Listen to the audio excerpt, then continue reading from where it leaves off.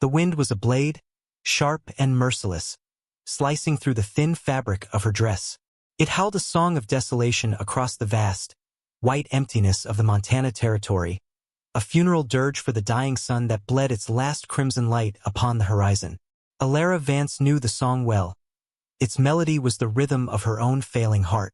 Each ragged breath was a cloud of fleeting warmth stolen by the encroaching cold. A ghost of the life she once believed was promised to her.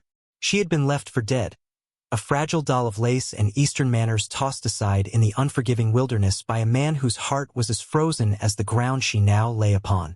His name was Bartholomew Finch, and the promise of his love had been a golden cage, its gilded bars now revealed as cold iron. When she had finally refused to be his prized possession, his beautiful, silent wife, his genteel facade had shattered, revealing the tyrant beneath. The blow had been swift, her fall into the snow a silent surrender. Now, as darkness consumed the world, a profound and terrible loneliness settled over her, heavier than the snow that began to drift across her still form. She thought of the books she had loved, the warmth of a classroom, the scent of chalk dust and hopeful young minds. It all seemed a world away, a dream from another life. The cold was no longer just a feeling. It was a presence, a slow, creeping thing that promised a final, dreamless sleep. Her eyelids, heavy with ice, began to fall. This, she thought with a strange and distant calm, was the end of her story. But some stories are not meant to end in the silence of the snow. Sometimes, the deepest winter is just the prelude to a spring you never thought you would see again. Have you ever felt a cold so deep it seemed to seep into your very soul? A moment of betrayal or loss so profound that the world itself seemed to lose its color and warmth. This is the story of a woman cast into that very cold, and the man who had made a home there. It is a story about how the most broken hearts can sometimes fit together to make a new kind of whole, and how the quiet courage to protect another can become the loudest act of redemption. It's a tale from the heart of the frontier, a place of brutal truths and unexpected grace, where survival was a daily battle, but love, once found, could burn brighter than any winter sun. So, come, sit by the fire and listen. Let this story remind you that even in the most desolate of landscapes, hope can take root, and that the strongest shelters are not built of wood and stone, but of trust, courage, and a love that refuses to be extinguished. This is the story of Alara Vance and Silas Blackwood, and the love that bloomed in the heart of a storm. Silas Blackwood moved through the skeletal arms of the winter-stripped aspens like a ghost, his presence as quiet and enduring as the ancient mountains that loomed over his isolated valley. The world, to him, was a place of silence, a silence he had cultivated since the war and the fever that followed had stolen the music of his life, his wife's laugh, his son's small voice. Now, his only companions were the whisper of the wind through the pines and the deep, abiding ache of memory. He was checking his trap lines, a ritual born of necessity, his movements economical and precise. He was not looking for company. He was ensuring his solitude could continue uninterrupted. But the frontier, in its infinite and cruel wisdom, does not always honor the vows of grieving men. At first, he thought it was a trick of the fading light, a broken doe cast against the snow.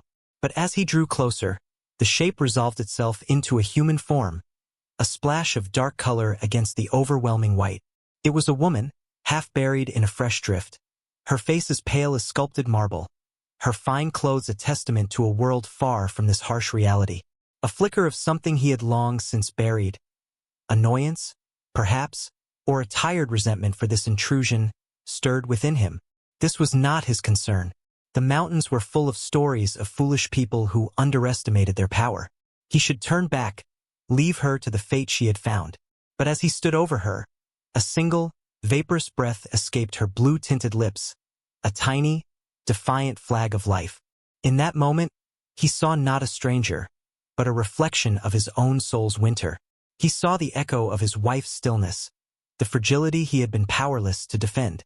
A war raged within him, between the fortress of his grief and the last, unextinguished ember of his honor. The vow he had made to be a lone ward with an older, deeper instinct, the duty of a man to help, the simple, unspoken law of the wild that you do not leave another soul to perish in the cold. With a sigh that was a storm cloud of resentment and reluctant duty, He knelt. He brushed the snow from her face, his touch surprisingly gentle for a man whose hands were calloused by the axe and the rifle. She was impossibly light as he lifted her into his arms. Her head lolled against his chest, a fragile weight that felt both foreign and achingly familiar. As he began the long, arduous trek back to his cabin, her life a faint, flickering candle flame cupped in his hands, he did not know that he was not just carrying a dying woman. He was carrying the end of his solitude. He was carrying the beginning of his redemption. The first stone in the wall around his heart was about to be loosened, not by a grand gesture, but by the simple, undeniable weight of a life that needed saving. The cabin was a testament to Silas's isolation. It was a single room, meticulously clean but stark, smelling of pine smoke, curing leather, and a deep, settled loneliness. Every object had a purpose. The wood-burning stove, the worn rocking chair, the neatly stacked rifles, the small shelf of weathered books. There was no room for sentiment, no space for anything that did not serve the singular purpose of survival. Into this Spartan sanctuary, Alara was an intrusion of color and chaos. Silas laid her gently on his own cot, the only soft surface in the room, and began the grim, practical work of saving her. He was not a doctor, but the war and the wilderness had been harsh teachers. He cut away the frozen, ruined fabric of her dress with a practiced hand, his movements detached, his face an unreadable mask of stone. He worked to bring warmth back to her limbs, chafing them with rough blankets, his touch firm and impersonal. He brewed a thin, bitter broth from dried herbs and jerky, forcing a few spoonfuls between her chapped lips. For 3 days, the world was a fever dream for Alara. She drifted in a gray fog of pain and confusion, punctuated by flashes of a dark, bearded face looming over her, a rough hand on her brow, the taste of something warm and bitter on her tongue. She would wake to the crackle of a fire, the scent of wood smoke, and the overwhelming feeling of being watched by a silent, brooding presence. She saw him as a creature of the wilderness, as elemental and unknowable as the mountains themselves. His silence was a wall, his face a landscape of old griefs she could not read. Fear was a constant companion, a cold knot in her stomach. Was he her savior or another captor? Had she merely traded one prison for another? Silas, for his part, existed in a state of suspended animation. He tended to her needs with a gruff efficiency, but kept his distance, both physically and emotionally. He slept on a pile of furs by the hearth, a sentinel guarding his own solitude as much as her life. Having her here was a violation of the quiet penance he had set for himself. Her soft, fevered murmurs filled the silence he had so carefully constructed. The scent of lavender that clung faintly to her hair was an assault on his senses, a ghost of a life he had locked away. He found himself watching her sleep, tracing the lines of a face that was slowly regaining its color, and he hated the flicker of tenderness he felt. It was a betrayal of the memory of his wife, a weakness he could not afford. He was a man made of scars and silence, and this woman, with her fragile beauty and the deep well of sorrow in her eyes, threatened to unravel him completely. Slowly, the fever broke. The world swam back into focus for Alara, no longer a terrifying blur but a series of quiet, stark realities. The reality of the log walls, the warmth of the fire, and the constant, watchful presence of the man who had saved her. She learned his rhythm, a silent dance dictated by the needs of survival. He rose before the sun, his movements quiet as he stoked the fire. He would leave for hours, returning with game or firewood, never speaking of where he had been. Their first conversations were not of words, but of actions. She began to mend a tear in his canvas coat, her fingers, still weak, moving with the practiced skill of a woman taught the domestic arts. She found a strange comfort in the simple, repetitive motion of the needle, a small act of order in the chaos of her life. He watched her, his expression unreadable, but the next day, he left a small, carved wooden bird on the table beside her cot. It was a crude thing, but its simple form spoke of an effort, a crack in his formidable wall of silence. One evening, as she sat by the fire, she finally found her voice. "Why?" she asked, her voice raspy from disuse. "Why did you help me?" Silas, who was cleaning his rifle, did not look up for a long moment.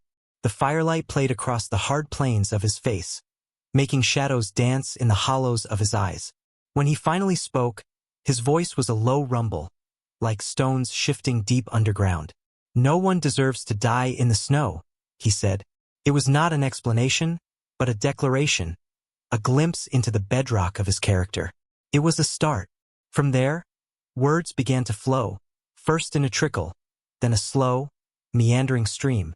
She told him of Boston, of her life as a teacher, leaving out the shameful, painful details of Bartholomew's betrayal. He spoke of the land, not of his past. He taught her the names of the trees, the calls of the birds, the way to read the weather in the clouds. He showed her how to set a snare, how to bake bread on the hot stones of the hearth.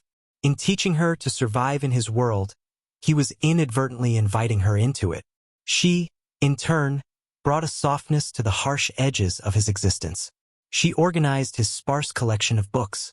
She sang softly to herself as she worked, quiet, forgotten melodies that filled the cabin with a warmth that had nothing to do with the fire. He found himself listening, the sound of balm on a wound he thought would never heal. He was still a man of few words, but his silence began to change. It was no longer a wall, but a space they could share, a quiet understanding that grew between them like a tenacious mountain flower finding life in a rock crevice. The cabin was no longer his prison of grief. It was becoming a shared sanctuary, a fragile fortress against the wilderness outside and the lingering ghosts within.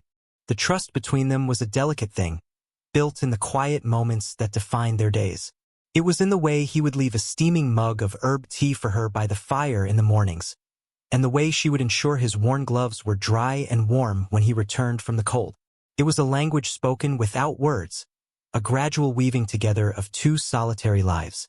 One afternoon, while mending a blanket, Alara pricked her finger. A single drop of crimson welled up, and she was suddenly overwhelmed, not by the small pain, but by the memory it triggered, the bright, shocking red of her own blood against the white snow. A sob escaped her, a raw, ragged sound that she could not contain.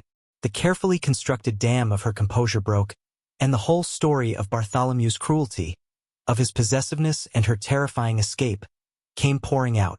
She spoke through tears, her voice choked with shame and fear, expecting to see disgust or pity in Silas's eyes. He listened, his face as still and impassive as ever, his hands ceasing their work of carving a new handle for his axe.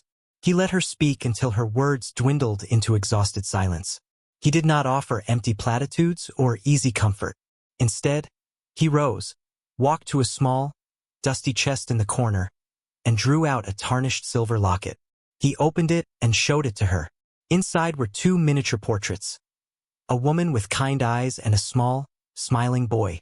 "My wife, Sarah, and our son, Thomas," he said, his voice thick with an emotion she had never heard from him before. "Fever took them while I was away at the war. I came home to a quiet house and two fresh graves." He told her of his guilt, the crushing weight of having survived battles only to lose the people he fought for. He spoke of the emptiness that had driven him into the mountains, seeking a silence that could match the one in his own heart. In that moment, they were no longer a rescuer and a victim. They were two survivors, two souls marked by profound loss, their separate griefs resonating in the firelit silence of the cabin. She reached out and her hand covered his, her small, pale fingers resting over his calloused, larger ones on the locket. It was the first time they had touched with intention, not out of necessity. It was an anchor, a quiet affirmation. "You are not alone in your grief, Silas," she whispered. And he, in turn, looked at her, his gaze direct and unwavering, and said, "And you will not be his victim anymore. I will not let him harm you." It was not a boast. It was a vow, as solid and unshakable as the mountains that cradled their small, fragile world. The fear in her heart did not vanish, but for the first time, it was met with a new, stronger feeling. A burgeoning hope, fragile but fierce, that here, in this remote cabin with the silent, wounded man, she might finally be safe. The fragile peace of their sanctuary was shattered by the mundane sound of a horse's whinny, sharp and out of place in the familiar sounds of the valley. Silas was splitting logs, the rhythmic thud of his axe a steady heartbeat in the crisp air. He froze, his head snapping up, his senses instantly on high alert. "Alara," who was hanging laundry on a line strung between two pines, saw the change in him. The quiet protector was gone, replaced by the wary scout, his body taut, his eyes scanning the tree line. A moment later, a man on horseback emerged from the woods. He was a rough-looking man, one of Bartholomew's hired hands, his face a mixture of surprise and greedy recognition as his eyes fell on Alara. He had been tracking a lost pack mule, but he had found something far more valuable to his master. He didn't speak, but a cruel smirk spread across his face. He tipped his hat in a mocking gesture, wheeled his horse around, and galloped back the way he had come, the sound of his retreat a death knell for their quiet life. The air in the clearing grew heavy, charged with unspoken dread. "He knows?" Alara whispered, the words barely audible.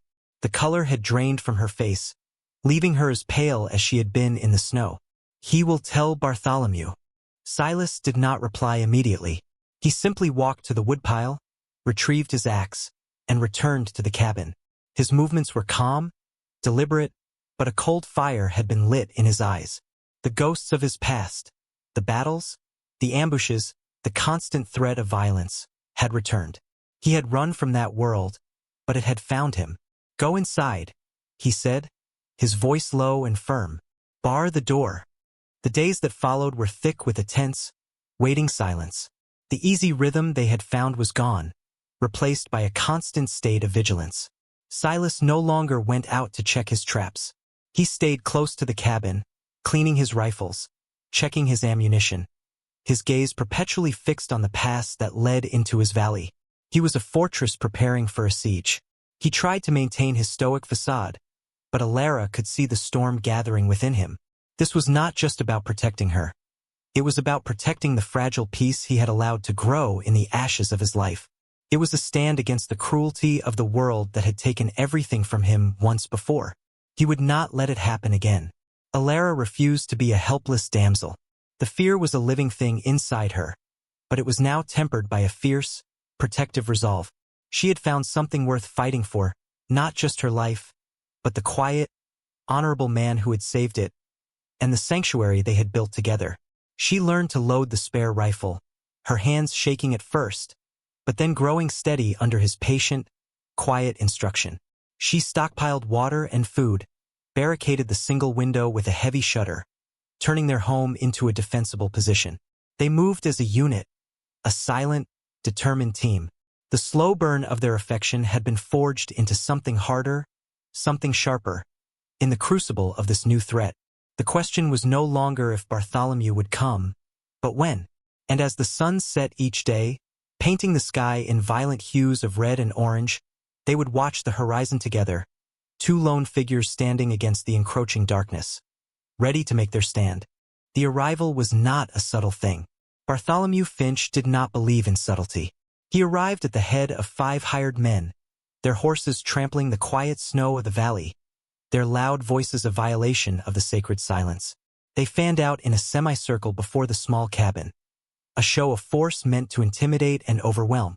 Bartholomew, dressed in a fine, fur-lined coat that looked absurdly out of place in the rugged wilderness, dismounted and strode forward, his face a mask of arrogant possession.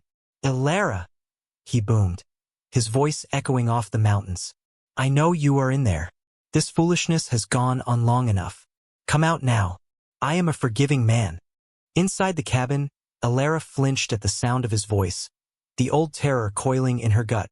But then she looked at Silas, who stood near the door, his long rifle held loosely in his hands, his expression as calm and unyielding as the granite peaks outside.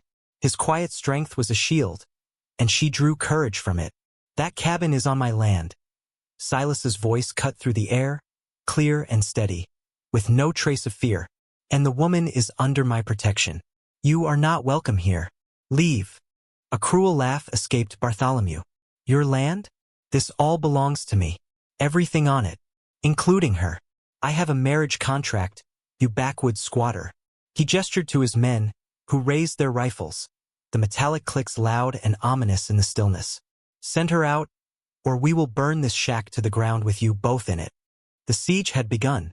The first shot was not from Silas, but from one of Bartholomew's impatient men, a bullet thudding into the heavy log wall near the shuttered window. The sound jolted Alara, but she moved with a purpose she never knew she possessed. As Silas took his position, using a small crack in the wall as a firing slit, she was right behind him, the second rifle loaded and ready.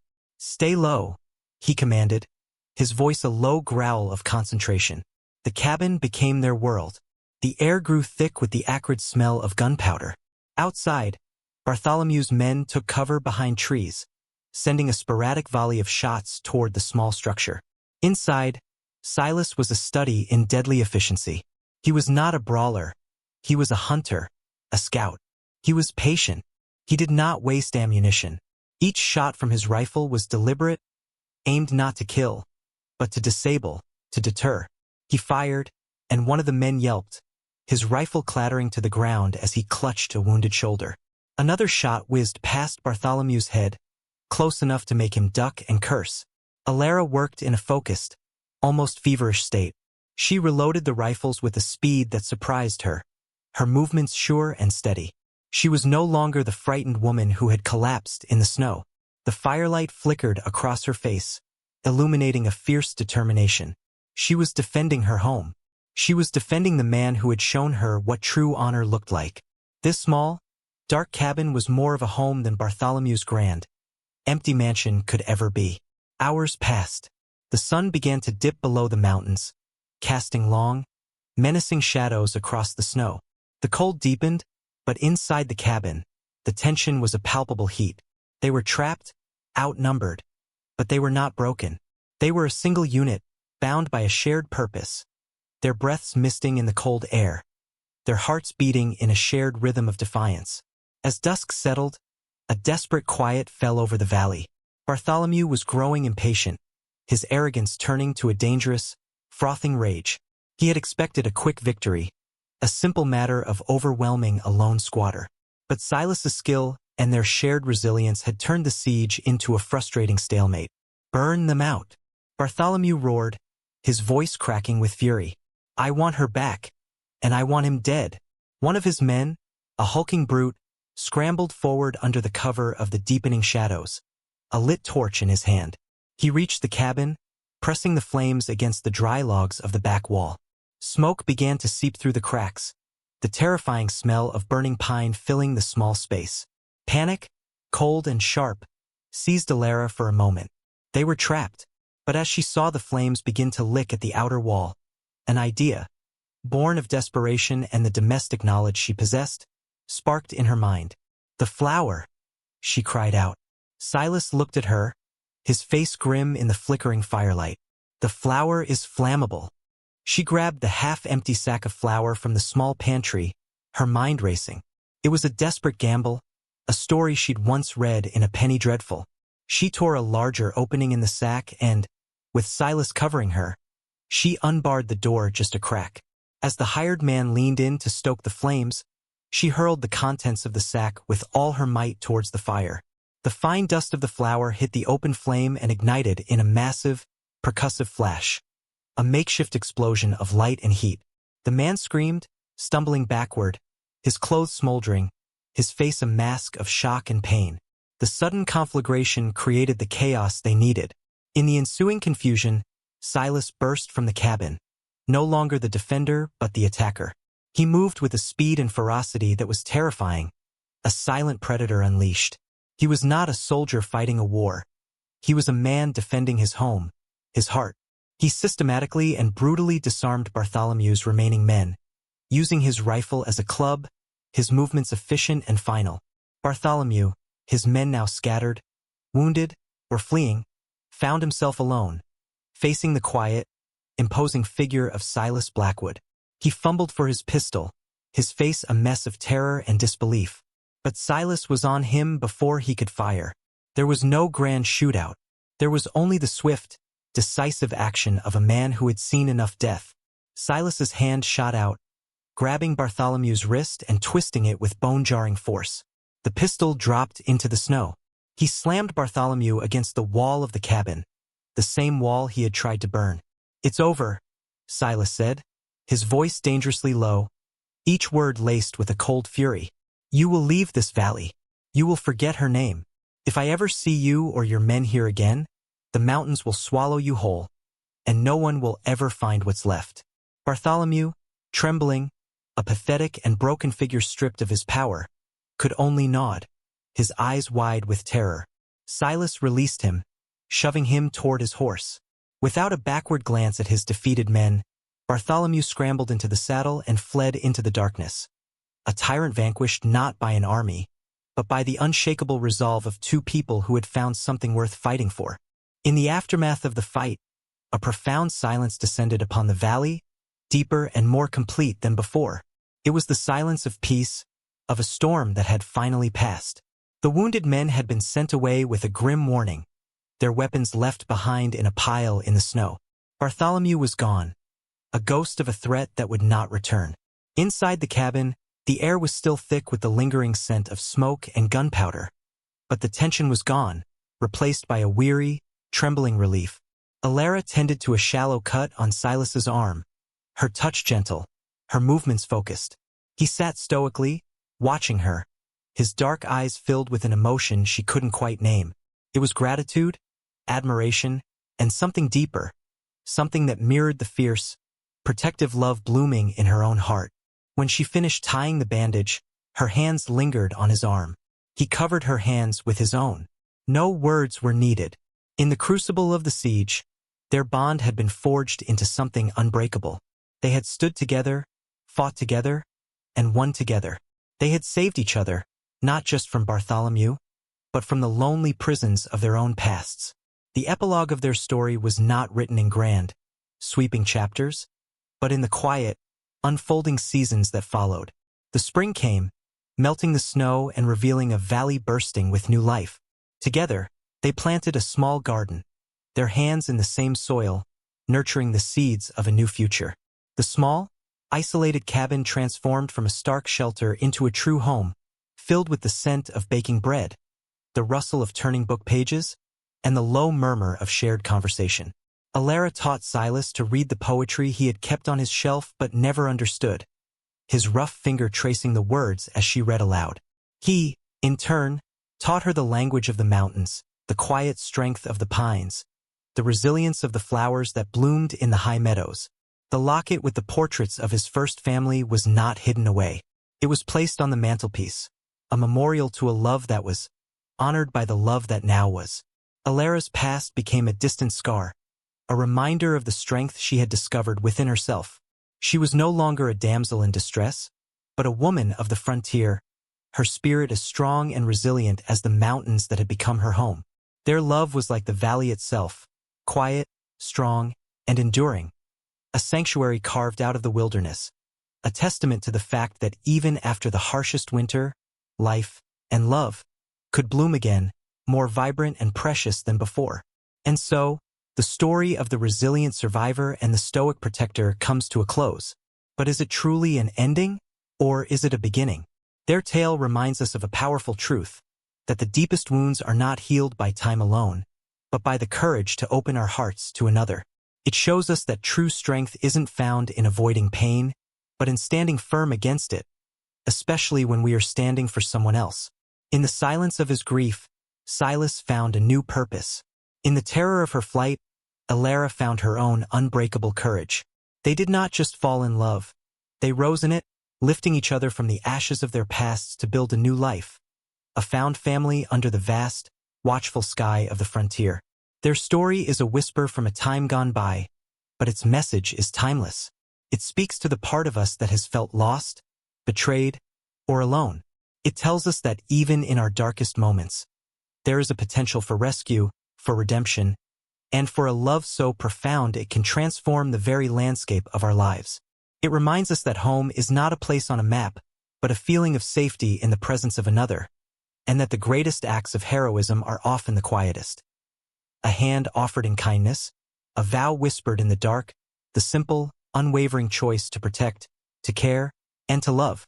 What do you think is the most powerful element of their love story? Was it Silas's rescue? Or was it Alara's quiet strength that truly saved them both? Share your thoughts in the comments below. We love reading your perspectives on these timeless tales of the human heart.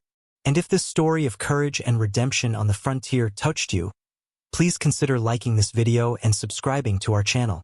By doing so, you help us continue to bring these inspirational stories to light, reminding us all of the enduring power of hope and the unbreakable strength of the human spirit. Thank you for joining us by the fire. Until next time, may you find the courage to face your own frontiers and the love that makes any wilderness a home.